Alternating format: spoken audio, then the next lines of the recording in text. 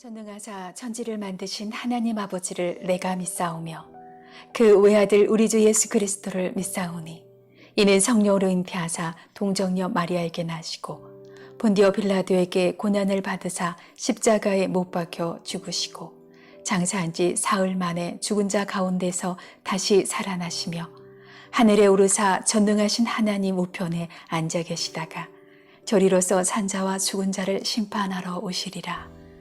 성령을 믿사오며 거룩한 공예와 성도가 서로 교통하는 것과 죄를 사하여 주시는 것과 몸이 다시 사는 것과 영원히 사는 것을 믿사옵나이다.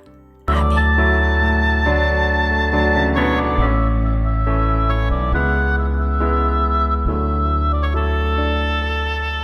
주가 보이신 생명의 길, 나 주님과 함께 상한 마음을 들이며 주님 앞에 나가리. 나의 의로움이 되신 주, 그 이름 예수. 나의 길이 되신 이름 예수. 나의 길 오직 그가 하시다니. 나를 단련하신 후에 내가 정금같이 나오리라. 주가 보이신 생명의 길, 난 주님과 함께 상한 마음을 들이며 주님 앞에 나가리. 나의 의로움이 되신 주, 그 이름 예수. 나의 길이 되신 이름 예수.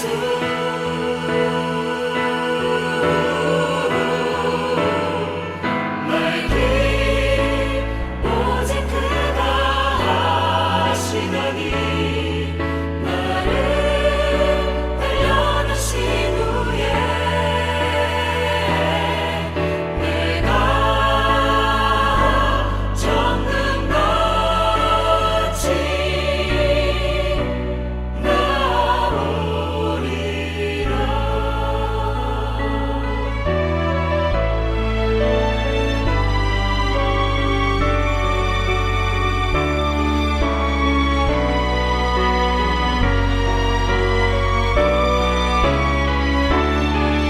나의 길 오직 그가 하시다니. 나를 단련하신 후에 내가 정금같이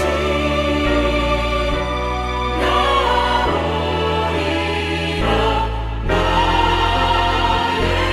길 오직 그가 하시다니.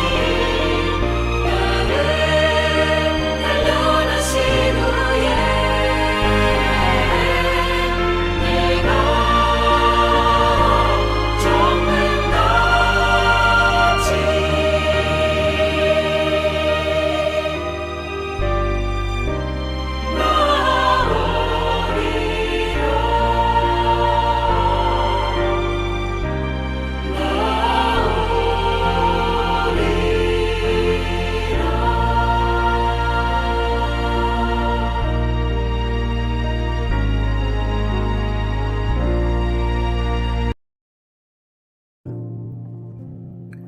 그의 형들은 아버지의 양떼를 치려고 세겜 근처로 갔다. 이스라엘이 요셉에게 말하였다. 네가 알고 있듯이 너의 형들이 세겜 근처에서 양을 치지 않느냐. 내가 너를 너의 형들에게 좀 보내야겠다.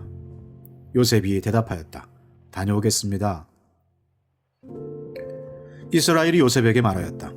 너의 형들이 잘 있는지 양들도 잘 있는지를 가서 살펴보고 나에게 와서 소식을 전해다오. 그의 아버지는 헤브론 골짜기에서 그를 떠나보냈다.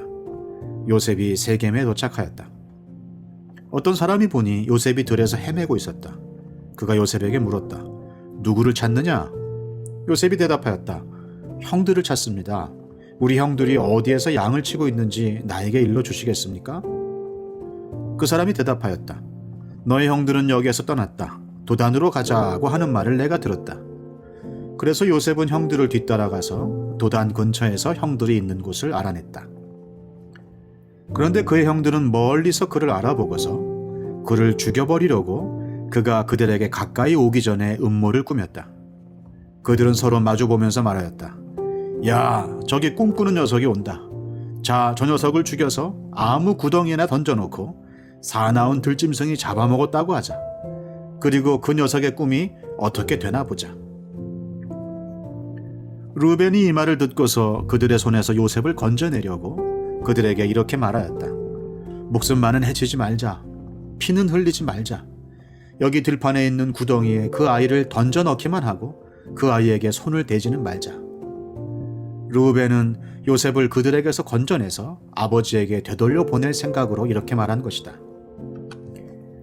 요셉이 형들에게로 오자 그들은 그의 옷, 곧 그가 입은 화려한 옷을 벗기고 그를 들어서 구덩이에 던졌다. 그 구덩이는 비어있고 그 안에는 물이 없었다. 그들이 앉아서 밥을 먹고 있는데 고개를 들고 보니 마침 이스마엘 상인 한떼가 길앗으로부터 오는 것이 눈에 띄었다. 낙타에다 향품과 유향과 모략을 싣고 이집트로 내려가는 길이었다. 유다가 형제들에게 말하였다. 우리가 동생을 죽이고 그 아이의 피를 덮는다고 해서 우리가 얻는 것이 무엇이냐?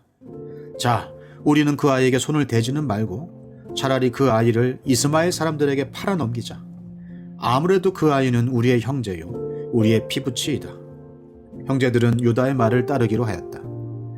그래서 미디안 상인들이 지나갈 때에 형제들이 요셉을 구덩이에서 꺼내어 이스마엘 사람들에게 은 20냥에 팔았다. 그들은 그를 이집트로 데리고 갔다. 루벤이 구덩이로 돌아와 보니 요셉이 거기에 없었다. 그는 슬픈 나머지 옷을 찢고서 형제들에게 돌아와서 말하였다. 그 아이가 없어졌다. 나는 이제 어디로 가야 한단 말이냐? 그들은 순념소 한 마리를 죽이고 요셉의 옷을 가지고 와서 거기에 피를 묻혔다. 그들은 피 묻은 그 화려한 옷을 아버지에게로 가지고 가서 말하였다. 우리가 이 옷을 주었습니다. 이것이 아버지의 아들의 옷인지 잘 살펴보시기 바랍니다. 그가 그 옷을 알아보고서 부르짖었다. 내 아들의 옷이다. 사나운 들짐승이 그 아이를 잡아먹었구나. 요셉은 찢겨서 죽은 것이 틀림없다. 야곱은 슬픈 나머지 옷을 찢고 베옷을 걸치고 아들을 생각하면서 여러 날을 울었다. 그의 아들 딸들이 모두 나서서 그를 위로하였지만 그는 위로받기를 마다하면서 단식하였다. 아니다. 내가 울면서 나의 아들이 있는 수월로 내려가겠다. 아버지는 잃은 자식을 생각하면서 울었다. 그리고 미디안 사람들은 이집트에서 요셉을 보디발이라는 사람에게 팔았다. 그는 바로의 신하로서 경호대장으로 있는 사람이었다. 시작과 기원의 책 창세기. 요셉을 구덩이에 가다 놓고 형제들이 앉아서 밥을 먹다가 보니 애굽으로 내려가는 이스마엘 상인이 지나갑니다. 자, 넷째 아들 유다가 상황을 간파하고 이렇게 말하는데요. 26절에 유다가 형제들에게 말하였다. 우리가 동생을 죽이고 그 아이의 피를 덮는다고 해서 우리가 얻는 것이 무엇이냐? 자, 우리는 그 아이에게 손을 대지는 말고 차라리 그 아이를 이스마엘 사람에게 팔아 넘기자. 아무래도 그 아이는 우리의 형제요, 우리의 피부치다. 형제들은 유다의 말을 따르기로 하였다. 여기서부터 야곱의 넷째 아들 유다가 이제 리더십을 발휘하기 시작하는데요. 야곱의 장자는 르우벤입니다. 근데 이 르우벤이 아버지의 첩을 범함으로써 야곱의 총애를 잃게 되고 그 다음 순번인 시므온과 레위는 누이 디나의 강간에 대해서 세겜 사람들에게 살육의 보복을 함으로써 또 자격이 박탈되고요. 이어서 넷째 유다가 장자의 리더십을 받게 되는데요. 유다는요, 냉철하고 합리적인 사람입니다. 결코 자신이 손해볼 짓은 안 하는 사람이에요. 그래서 방금 우리가 본 26장 26절, 27절의 유다의 말은 어디 하나 틀린 것이 없습니다. 지극히 합리적인 주장이죠.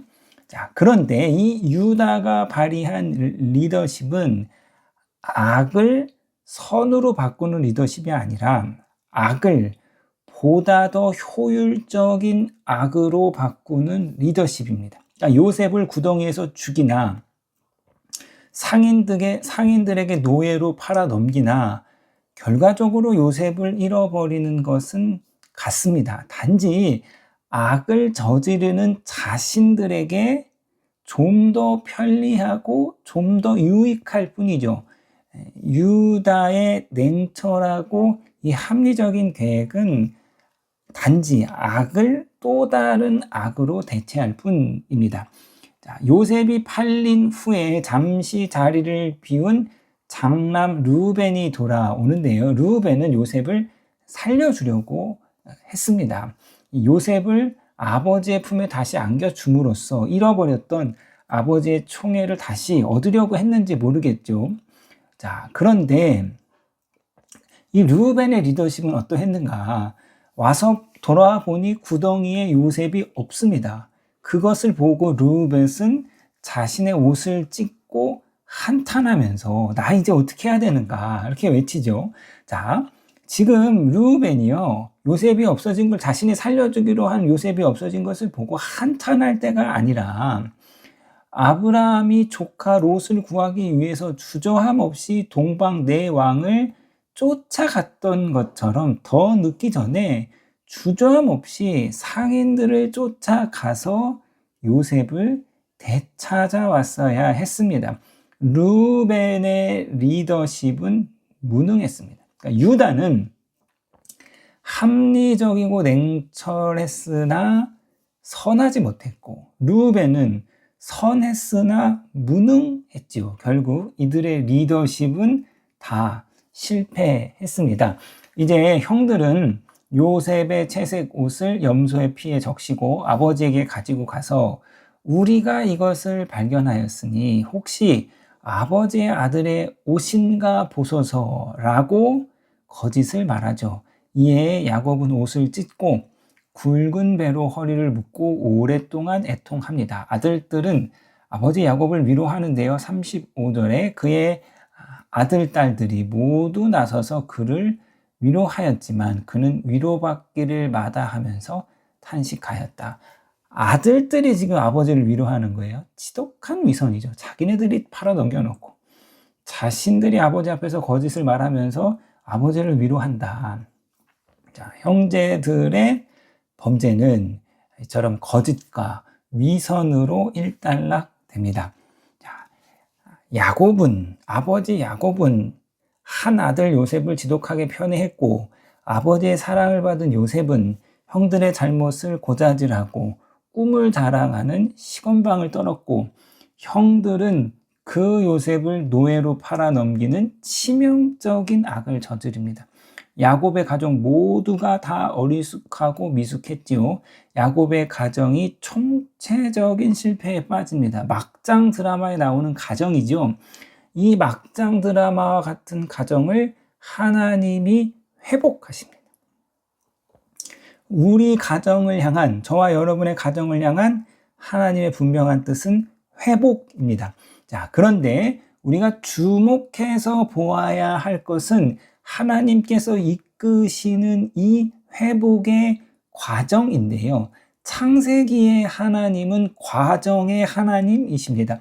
하나님께서 한순간에 뚝딱 야곱의 과정을 회복시키는 것이 아니라 37장에서 시작된 이 가정의 갈등이 37장, 38장, 39장, 40장 쭉 가서 50장에 가서야 길고 긴 과정을 거쳐서 회복되는 거죠. 예를 들면 42장에서 형들이 요셉을 만나가지고 바로 화해한 것이 아니라 형들의 진정한 회개와 요셉의 용서에 긴 과정이 있습니다. 42장에서 만나서 43장, 44장, 45장에 가서야 요셉이 자신을 밝히고 형들과의 화해가 이루어지죠.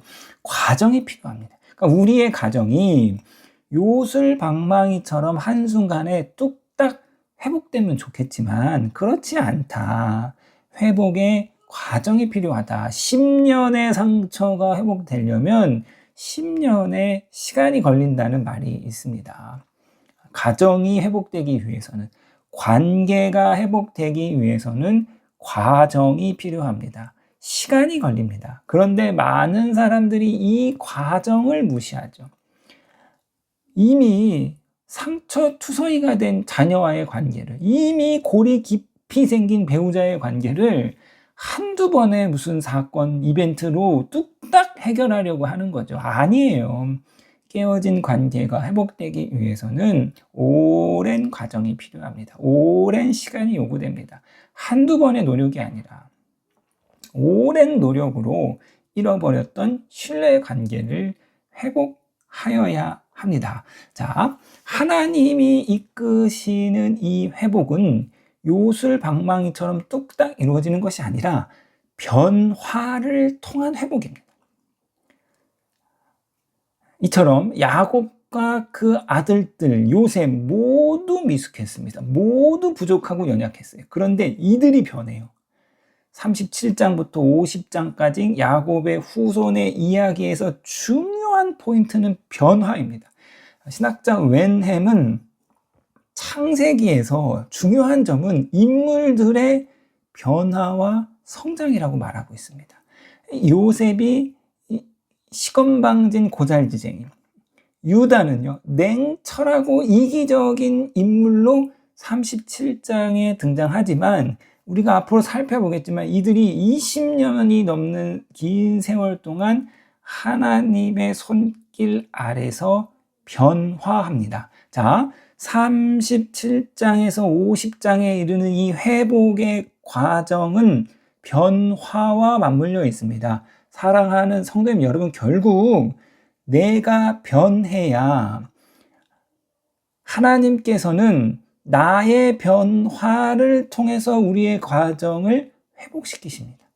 내가 성숙해지는 만큼 우리의 가정이 새로워집니다. 내가 변해야 가정이 회복된다는 자명한 진리를 우리 아이가 변했어요 라는 TV 프로그램이 보여주잖아요. 문제 있는 아이를 변화시키기 위해서는, 문제 있는 아이를 회복시키기 위해서는 언제나 그 부모의 양육 태도가 먼저 변해야 되는 거죠.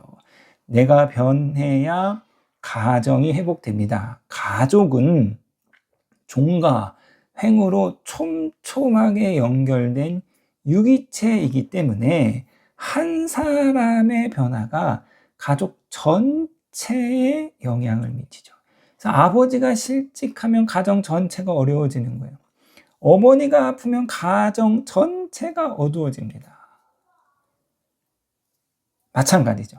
가장이 새로워지면, 가장이 변하면 가족 전체가 변하는 거예요. 어머니가 달라지면 자녀들이 새로워집니다. 아인슈타인이 한 말이죠. 어제와 똑같은 삶을 살면서 다른 내일을 기대하는 것은 정신병의 초기 증상이다. 사랑하는 성도님 여러분, 저와 여러분이 변함으로써 우리 가족 가운데 하나님이 이끄시는 회복의 역사를 만들어 가시는 저와 여러분 되시기를 주님의 이름으로 부탁드리겠습니다.